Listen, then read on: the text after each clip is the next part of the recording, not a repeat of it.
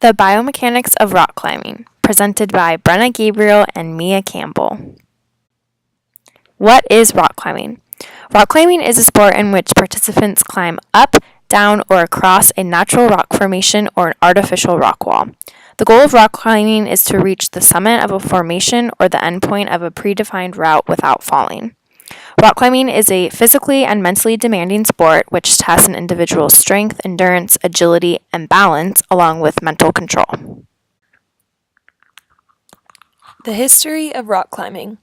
The sport of rock climbing began in the last quarter of the 19th century in Dresden, Germany, England, and Italy. Rock climbing evolved gradually from an alpine necessity to an athletic sport.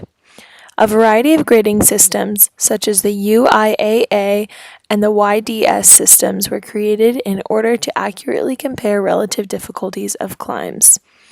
Over the years, climbing techniques have evolved, and as such, climbing equipment has advanced accordingly. Alex Honnold, pictured on the right, is the first free soloist to climb El Capitan, the 3,000-foot rock formation in Yosemite National Park, without rope in June 2017. He is currently at the forefront of the rock climbing community.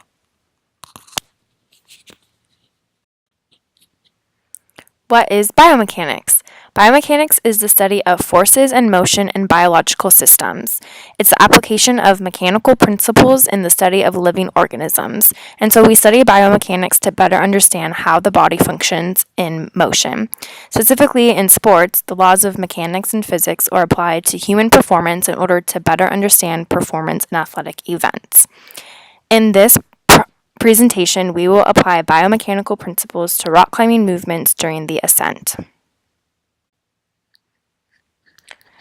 Torque is the force acting at a perpendicular distance from an axis. The perpendicular distance from the axis of rotation to the force is known as the moment arm, depicted in the equation above, which is torque equals force times the perpendicular distance from the axis of rotation, or the moment arm. A torque on a body will create an angular acceleration that is directly proportional to the magnitude of the torque in the same direction as the torque and inversely proportional to the body's moment of inertia, depicted in the equation below, which is torque equals the moment of inertia multiplied by the angular acceleration. The moment of inertia is a measure of the object's resistance to change in its rotational motion about its axis. Torque in rock climbing. Torque is prevalent in all rock climbing, specifically in the flagging technique of rock climbing ascent, shown on the left. Flagging is a technique that allows you to use the free hanging foot as a counterbalance to make the next move gain more reach or prevent a barn door swing. The application of torque in flagging may occur in two circumstances. First, the action of flagging rotates the torso or the center of mass, thereby decreasing the moment arm, the distance of the center of mass from the wall. Through this, torque is decreased, reducing the risk of unwanted rotation that may result in falling. Secondly, flagging changes the moment of inertia, changing the distribution of mass about the center of mass. Here, torque is maintained while the angular acceleration increases to allow the climber to ascend quickly. Pictured on the left, the woman's right hand serves as the axis of rotation. The distance between the wall and her center of mass at her torso is the moment arm. The force is her body mass multiplied by the acceleration due to gravity equivalent to her weight, and torque is the force multiplied by the moment arm. Static friction. Friction is when two surfaces are in contact. A friction force will be present if the two objects attempt to slide relative to each other. The friction force always opposes the relative motion between two objects. Static friction is when the force of slide is exactly counterbalanced by the force of friction up to some limiting max value, that is F lim. The sum of the forces is equal to 0, and F slide is therefore equal to friction, which is less than or equal to F lim.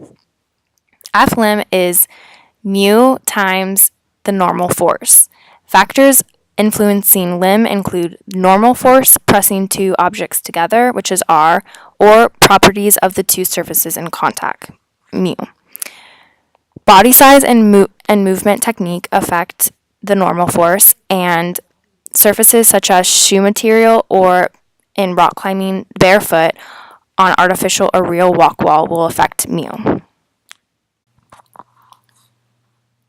Friction in rock climbing. Friction is prevalent in all rock climbing, specifically in the stemming technique of rock climbing ascent. Stemming is the technique in which the hands and/or feet are pressured in opposition far out to each side. The muscle applies the same force as the rock applies back, therefore no movement occurs at the point of application. As pictured on the left, the body exerts a normal force R, depicted by red circles, at each point of contact. Mu, or the static coefficient of friction, remains constant for the ascent because the rock surface and shoe material interaction do not change. Maintaining F limb by maintaining R allows the climber to move their limbs or ascend without falling because F slide does not overcome F friction.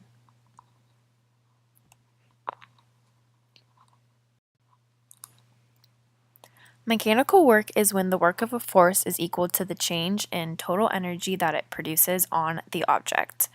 Mechanical work is the sum of potential energy and kinetic energy, as depicted in the equation on the left. Potential energy is the energy stored by a position, so as potential energy equals the mass times the height times the acceleration due to gravity.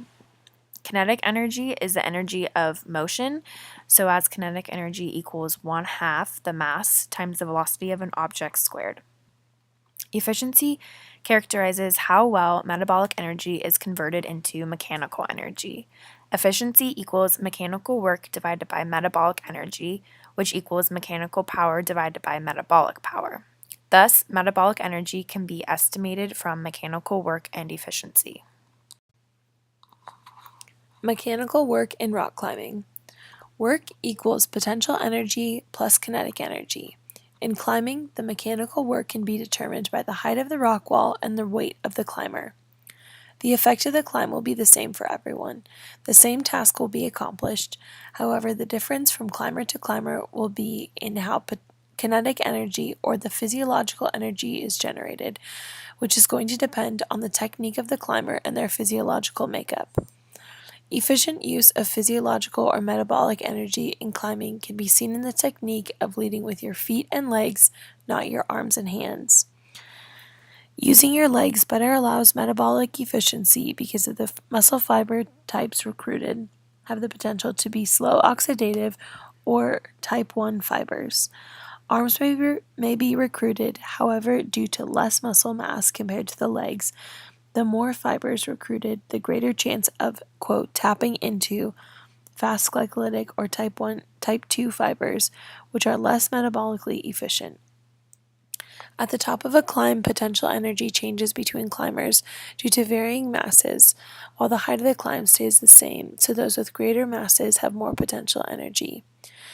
Climbers with greater masses will also have to generate more force to resist falling, while simultaneously ensuring that they do not fatigue before the end of the climb, which may also result in falling.